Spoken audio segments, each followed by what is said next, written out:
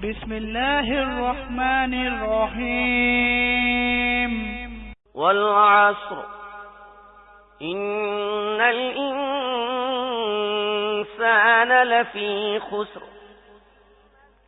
والعصر إن الإنسان لفي خسر إلا الذين آمنوا وعملوا الصالحات وتواصوا بالحق